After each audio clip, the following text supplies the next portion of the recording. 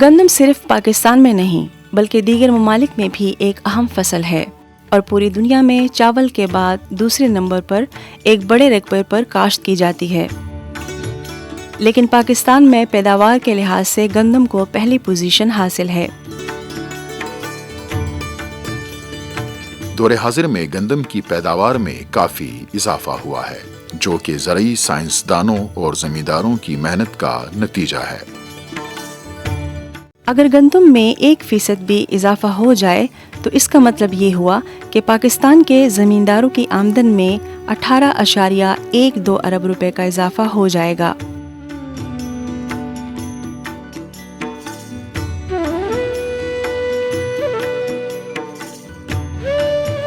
اچھی قسم کا انتخاب۔ جدید زراعت میں تخم بنیادی اہمیت کے حامل ہیں۔ تحقیق سے ثابت ہوا ہے کہ اچھے معیاری اور بیماریوں سے پاک تصدیق شدہ جدید اقسام کی کاشت سے تقریباً 20 سے 25% پیداوار میں اضافہ ہوتا ہے۔ گندم کی فصل پر حملہ کرنے والی بیماریاں مثلاً کنگھی، کانگیاری، کرنال، بینٹ وغیرہ شامل ہیں۔ ان تمام بیماریوں سے بچنے کے لیے بہترین طریقہ یہ ہے کہ آپ اچھے قسم کی گندم کاشت کریں۔ کیونکہ غیر معیاری گندم کے کاشت میں بیماریوں سے بچنے کی قوت مدافعت کم ہونے کی وجہ سے پیداوار ناقص ہوتی ہے، جو نقصان کا باعث بنتی ہے۔ اس کا دورانیہ زیادہ سے زیادہ 10 سالوں تک ہو سکتا ہے۔ اس پر مختلف قسم کی بیماریاں حملہ آور ہو سکتی ہیں۔ لیکن اب موسمی تغیرات کی وجہ سے گندم کی نئی اقسام جلد قوت مدافعت کھو دیتی ہے۔ زمینداروں کو چاہیے کہ وہ زیادہ سے زیادہ مختلف اور نئی اقسام کاشت کریں تاکہ اگر ایک قسم پر بیماری آ جائے تو دوسری قسم اس سے بچی رہے۔ زون وائز اور ضلع کی سطح پر تصدیق شدہ گندم کی اقسام کچھ اس طرح ہے۔ شمالی علاقے مالاکنڈ اور ہزارہ ڈویژن، پیر سباق 15، ودان، خائستہ، شاہکار، پیر سباق 2005، آواز، امن، نیفا للما۔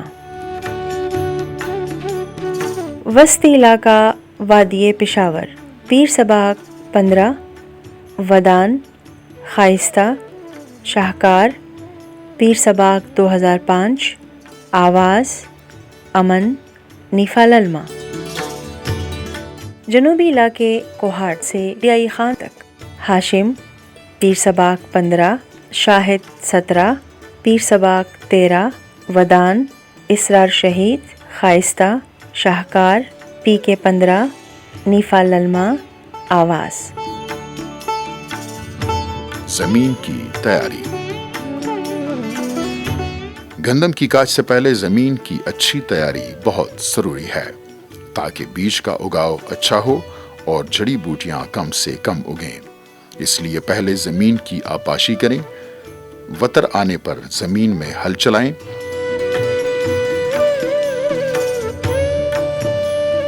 گزشتہ فصلوں کے مڈھوں کو ختم کر کے زمین کو اچھی طرح تیار کریں۔ زمین کو ہموار کریں۔ بارانی علاقوں میں مون سون کی نمی محفوظ کرنے کے لیے گہرا ہل چلا کر سہاگا لگائیں۔ ممکنہ حد تک زمین کو ہموار رکھیں۔ اگر ممکن ہو تو لیزر لیولر کا استعمال کریں۔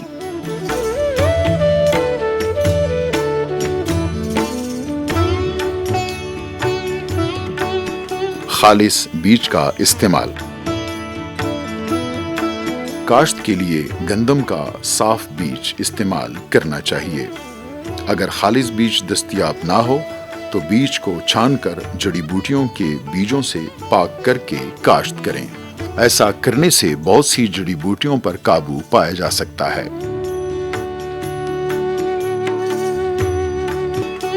شرح تخم اور طریقہ کاشت۔ اچھی پیداوار حاصل کرنے کے لیے 50 سے 60 کلو گرام فی ایکڑ بیج استعمال کریں۔ پچیتی کاشت میں چونکہ ٹلرز کم بنتے ہیں اس لیے شرح بیج بڑھا دیں۔ جبکہ پچیتی کاشت کی صورت میں 1 دسمبر کے بعد 60 کلو گرام فی ایکڑ بیج استعمال کریں۔ بیج کی گہرائی 5 سے 8 سینٹی میٹر 2 تا 3 इंच जबकि कतारों का दरमियानी फासला 25 से 30 सेंटीमीटर होना चाहिए।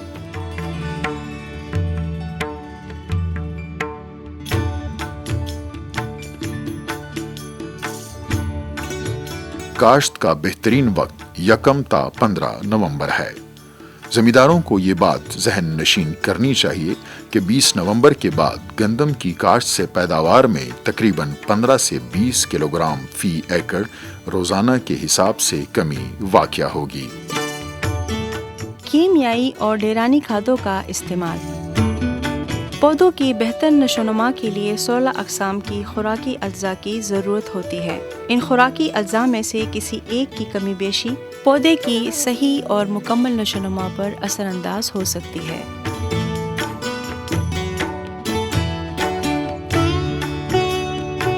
एक बोरी यूरिया पहले या दूसरे पानी के साथ फी एकड़ इस्तेमाल करें या दूसरी खादें जिनमें नाइट्रोजन, फास्फोरस और पोटाशियम की मतलूबा मिकदार मौजूद है।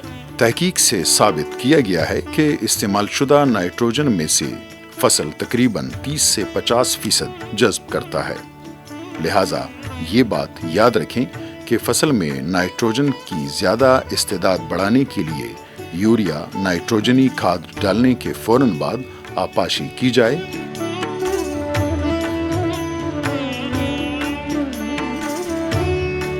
कीमियाई खाद के साथ अगर डेरानी खाद भी इस्तेमाल की जाए तो पैदावार में इजाफा किया जा सकता है। डेरानी खाद जानवरों के गोबर से हासिल होती है। मुख्तलिफ दरख्तों के पत्ते और गंदम का भूसा जब गल सड़ जाते हैं तो इनसे भी डेरानी खाद बन जाती है। मुर्गियों का फुजला भी डेरानी खाद के तौर पर इस्तेमाल होता है। आपाशी। गंदम की फसल को 3 से 5 मरतबा पानी की जरूरत होती है। पहला पानी बजाई के बाद 18 से 25 दिन के अंदर देना जरूरी है। दूसरा पानी काश्त के 6 हफ्ते बाद देना मुफीद है।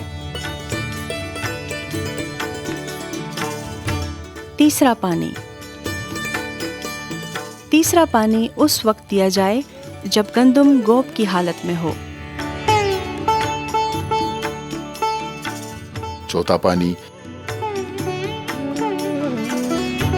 पानी ज़ेरगी की हालत में देना चाहिए। गंदम के पौधे को बढ़ोतरी के नाजुक मराहिल में पानी की जरूरत होती है और इन मराहिल में पानी की कमी पैदावार पर बहुत बुरा असर डालती है। जड़ी बूटियों का तदारुक।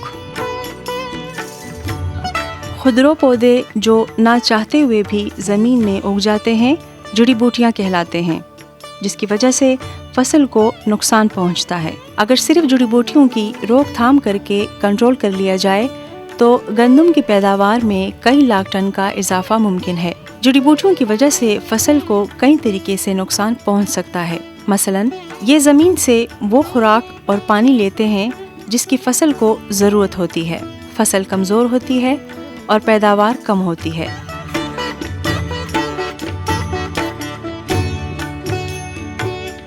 अगर जड़ी बूटियों का तदारुक ना किया जाए तो फसल के पकने के साथ जड़ी बूटियां भी पक जाती हैं। कटाई के वक्त इनका बीज जमीन पर घिर जाता है। ये बीज तुखम के साथ मिल जाता है जिसकी वजह से गंदम के तुखम का मायार गिर जाता है। ये जड़ी बूटियां बीमारियों और नुकसानदेह कीड़ों को न सिर्फ खुराक मुहैया करती है बल्कि इन्हें पनाह भी देती है और इस तरह साला साल नुकसानदेह कीड़े बढ़ते जाते हैं। ये बहुत जल्द बढ़कर लातादाद तुखम पैदा करती है। 1 साल के पैदाशुदा बीजों को तल्फ करने के लिए 10 साल का अरसा दरकार है। जड़ी बूटियाँ आमतौर पर नालियों में या किनारों पर उगती हैं और इतनी तादाद में उगती हैं कि अक्सर नालियों में पानी आसानी से नहीं गुजरता और नाली से बाहर गिरकर ज़ाया हो जाता है। कई जड़ी बूटियाँ पौधों पर चढ़ जाती हैं जिसकी वजह से कटाई में मुश्किलात होती हैं और इसकी वजह से पैदावारी अखराजात में भी इजाफा होता है। इन जड़ी बूटियों में कुछ कांटेदार होती हैं जिसकी वजह से कटाई मुश्किल होती है। बाज़ जड़ी बूटियाँ अपनी जड़ों से जहरीला मवाद खारिज करती हैं जिनके मुज़र असरात گندم کے پودوں پر بھی ہوتے ہیں۔ کیمیائی طریقہ۔ آج کل جڑی بوٹیوں کو تلف کرنے کے لیے کیمیائی ادویات کا استعمال کیا جاتا ہے۔ اس طریقے میں مختلف کیمیائی ادویات کا استعمال زرعی اہلکاروں کے مشورے سے کرنا چاہیے۔ اس دوائی کا انتخاب کریں جو صحیح کام کرے۔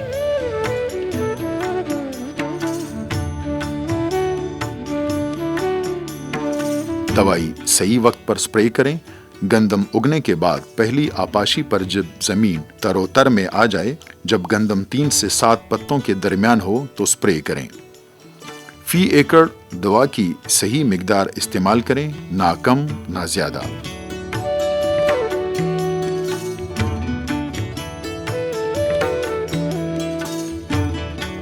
جب تیز ہوا چل رہی ہو یا گہرے بادل ہوں تو سپرے نہ کریں۔ سپرے کرتے وقت ایک ہی رفتار سے چلیں۔ سپرے کرتے وقت خوراک یا نشہ نہ کریں۔ سپرے کے بعد خوب نہائیں اور لباس تبدیل کر لیں۔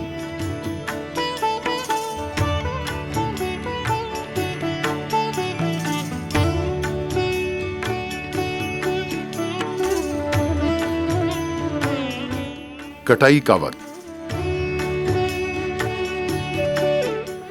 گندم کی فصل کو پرندوں کے حملے اور خوشے کے جھڑنے سے پہلے اور ظاہری طور پر پک جانے کے بعد مناسب وقت پر کاٹیں۔ گندم کی کٹائی کے صحیح وقت کا تعین کے لیے دانے میں موجود نمی کی مقدار ایک اہم جز ہے۔ دانے میں نمی کی مقدار کا 14 سے 20% تک ہونا کٹائی کے لیے موزوں وقت ہے۔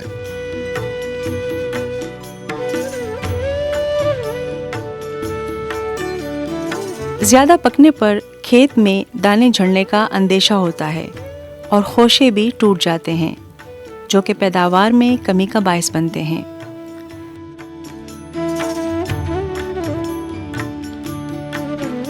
اگر کمبائن تھریشر استعمال کرنا ہو تو 14% یا کم نمی کی حالت میں کٹائی کرنا لازمی ہے۔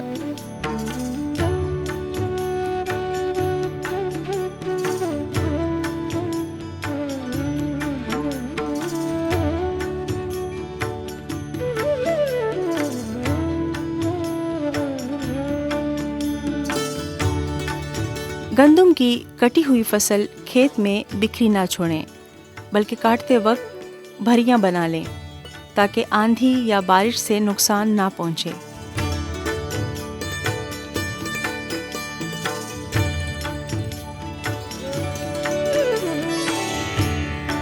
کٹی ہوئی فصل کھیت سے کھلیان تک پہنچانے کا کام بھی نمی کی موجودگی میں کرنا چاہیے، اور پھر کھلیان میں فصل کو اس طرح رکھیں کہ بارش کا پانی خوشوں کے اندر نہ جانے پائے۔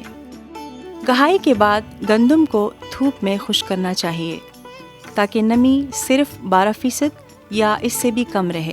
تو پھر ذخیرہ کرنے سے کھپرا اور دھوڑا جیسے کیڑے مکوڑوں سے فصل محفوظ رہتی ہے۔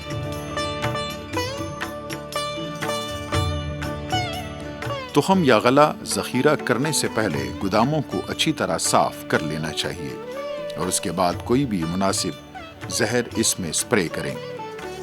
تخم کو اچھی طرح صاف کر لیں اور نمی کی مقدار کو تقریباً 90-10% پر لا کر ذخیرہ کریں۔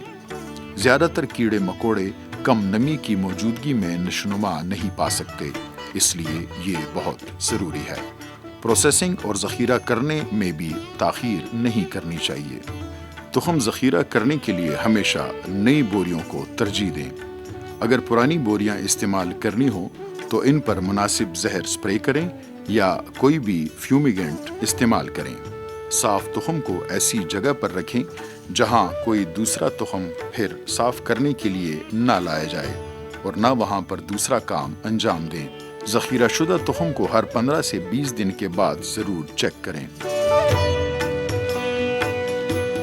اگر آپ گندم یا کسی بھی قسم کے فصلوں کی کوئی بھی معلومات حاصل کرنا چاہتے ہیں تو ہمارے کال سینٹر کے نمائندگان سے اس نمبر پر رابطہ کر سکتے ہیں 0348 111 7070۔